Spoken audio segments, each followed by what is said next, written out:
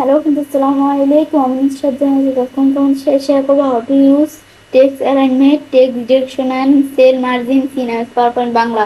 আর first sentence share করব কি আমরা MS PowerPoint এর মধ্যে text alignment, text direction এবং cell margins ব্যবহার করতে পারি। তো কাজটা করার জন্য এটা মিনিমাইজ করার পরে তো বিষয়টা করার জন্য প্রথম আমরা এই বিষয় দেখি।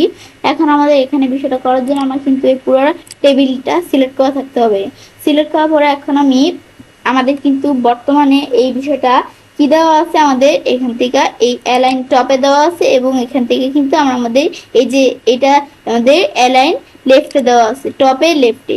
এটা কিন্তু আমরা এখান থেকে দিতে পারি, মানে টপে লেফটে দিলে কি হবে, সেলের মধ্যে যত লেখা আমরা লিখছি সেগুলো কিন্তু আমরা উপরে থাকবে, প্রত্যেকটা সেলের লেখা আমাদের প্রত্যেক সেলের উপরে থাকবে এবং আমাদের কি থাকবে, বাম পাশে থাকবে।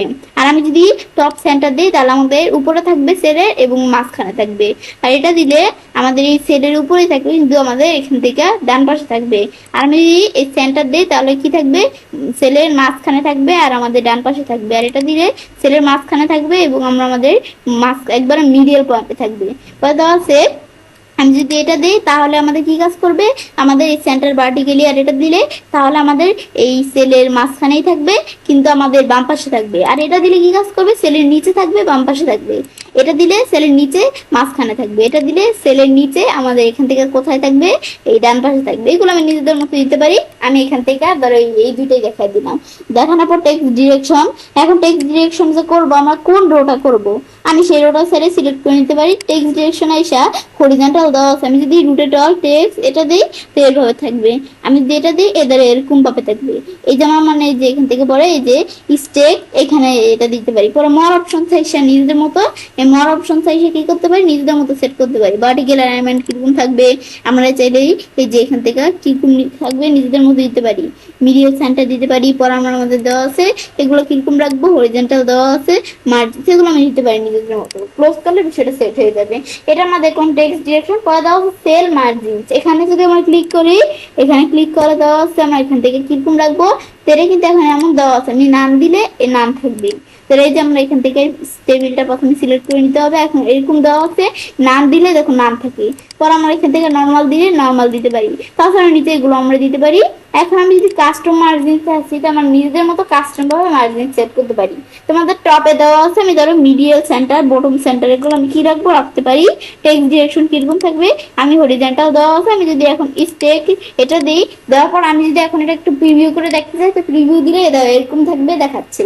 ব্যাস, তো আমাদের এই যে এখানে কিন্তু এটা থাকে কি, এই টপে থাকে এবং আমরা এই যে হরিজন্টাল দেওয়া থাকে। তো তোমরা এই যে আমি ধরো টপ হরিজন্টাল রাখলাম, দেওয়া আছে আমাদের এখানে ইন্টারনাল মার্জিন। এখান থেকে আমি নিজেদের মতো মার্জিন সেট করতে পারি। আমি যদি প্রিভিউতে দেখি এমন আছে।